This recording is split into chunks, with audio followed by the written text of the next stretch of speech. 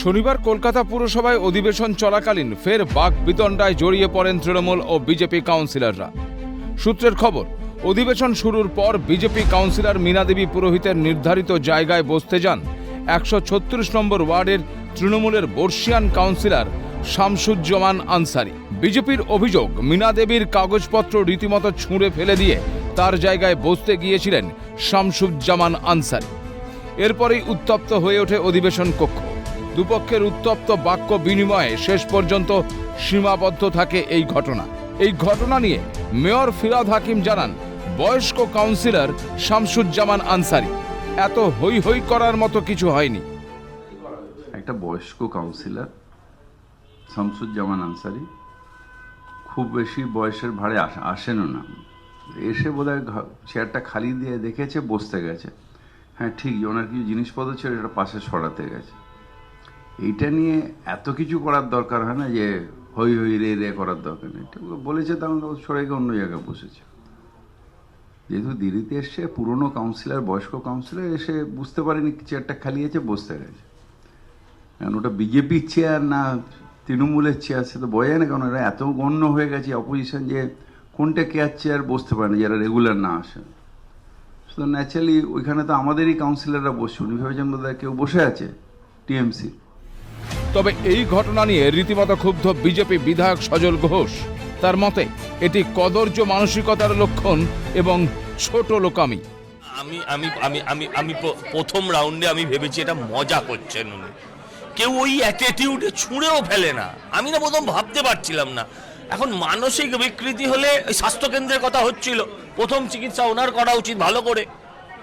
আর যদি মানসিক বিকৃতি না হয়, ইডি সিবিআই ওনার চাপ আছে বলে এখনো খাতায় আসেনি, অন্তত প্রকাশ্যে আসেনি, তাহলেও যে কেন এটা করছে এরকম, এটা আমার জানা নেই। যদি বলি কদর্য মানসিকতা আর সত্যিকারের ওয়ার্ড যদি ব্যবহার করতে, তাহলে ছোট লোকবি, এছাড়া আর কোনো ওয়ার্ড নেই। এটার অ্যাপ্রোপ্রিয়েট ওয়ার্ড হচ্ছে লাস্টে যেটা বললাম, বারবার একটা হাউসে দাঁড়িয়ে এটা বলতে চাই না, এটার একটা গরিমা আছে। তবে এই ঘটনায় শামসুজ্জামানের বক্তব্য, তিনি কোনো কাগজপত্র ছুঁড়ে ফেলেননি এবং পাশাপাশি কোনো অপরাধও তিনি করেননি বলেই মন্তব্য করেছেন।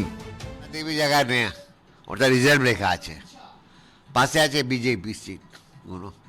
আপনারা দেখেছেন প্রত্যেকবারে আমি এসে ওখানেই বসছি, ওটা রিজার্ভ বলে করা আছে। তো এবারে আমি এসে বসেছি, আমার একটা ভুল হলো কি, ওর কাগজপত্র ছিল যেটা, আমি ওটাকে সরিয়ে দিলাম, এটা আমার অপরাধ, এছাড়া কোনো অপরাধ নেই। মানে আপনি ছুঁড়ে ফেলে দিয়েছেন, আপনারা তো সবাই দেখেছেন, তাহলে ছবি তো নিশ্চয় করেছেন, দেখান কোথায় ছেড়ে ফেলে দিয়েছি, কোথায় মানে নিচু ফেলে দিয়েছি, কি করেছি, কিছু করিনি আমি। সজল ঘোষ বলছেন আপনার মানসিক চিকিৎসা করার দরকার আছে। ওর বাবাকে করা হয়তো বলো, প্রদীপ ঘোষকে, যেটা পড়া আছে ঘরের মধ্যে, ওকে বলো, ও আমার বন্ধু ছিল প্রদীপ ঘোষ। শনিবার যাকে ঘিরে পুরসভার এই গন্ডগোলের সূত্রপাত, সে বিজেপি বিধায়ক মীনা দেবী পুরোহিত সমস্ত ঘটনায় চেয়ারম্যানের উপর পক্ষপাতিত্বের অভিযোগ এনেছেন। পাশাপাশি তার মতে তৃণমূল দলের কেউই সম্মান করতে জানেন না। চেয়ারম্যান তো কোনোদিন কিছু বলেই না। আগে আপনারা দেখেছেন যে মারামারি করেছে হাউসে, ক্লাব হাউসে মারামারি করেছেন, চেয়ারম্যান কোনোদিন কিছু বলে না। চেয়ারম্যান তো সবকে সমান দেখতে হয়, যে সব কাউন্সিলর আছে, এখানে কেউ পার্টি নয়। চেয়ারম্যান কিছু বলে না, আজকে তো কিছু বললো না চেয়ারম্যান। আপনারা দেখেছেন চেয়ারম্যান কিছু বলেছেন? 10 জন দাঁড়িয়ে বলছে, ওখানে বলছেন যে এটা রং কথা আছে, রংকে সই করে রংকে রং বলে কোনোদিন বলে না। তবে পুরসভার চেয়ারম্যান মালা রায়ের মতে কোথায় কি কথা বলতে হয় সেটা জানেন না মীনা দেবী। যথেষ্টই তাদেরকে বলে দিয়েছি যে নির্দিষ্ট আসনে যার যাচ্ছে, সেটা অলরেডি লিখেও দেওয়া হয়েছে। হাউসের প্রথম অধিবেশন থেকেই তাদেরকে বলে দেওয়া হয়েছে কে কোন চেয়ারে বসবেন। তো মীনা দেবী পুরোহিত যদি এটা বলে থাকেন, এটা দুঃখের ব্যাপার, না জেনে বলেছেন হয়তো, আর কোথায় কি বলতে হয় সেটা হয়তো উনি জানেন না মনে হয়। সেই জন্যই তিনি চেয়ারম্যান সম্বন্ধে যা খুশি তাই বলে দিচ্ছেন। নির্দিষ্ট আসন তাকে ঠিক করা ছিল। এখন কোনো যদি সদস্য বা সদস্যা যদি ভুল করে ওই আসনে বসে পড়ে, যেহেতু শামসুজ্জামান আনসারিকে আমরা জানি দীর্ঘদিন সবসময় তিনি হাউসে আসেন না, তাহলে তার জন্য নির্দিষ্ট কোনো চেয়ারটা যেখানে থাকার কথা বা ওনার বসার কথা, সেটা হয়তো উনি ভুল করে বসতে গিয়েছিলেন, কিন্তু পরে নিজে ভুল বুঝতে পেরে তিনি নিজের আসনে ফিরে গেছেন।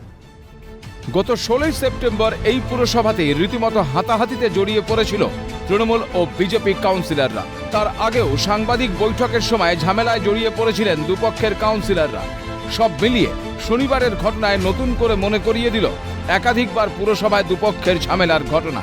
সব মিলিয়ে লোকসভা নির্বাচনের আগে সরগরম রাজ্যের রাজনৈতিক মহল।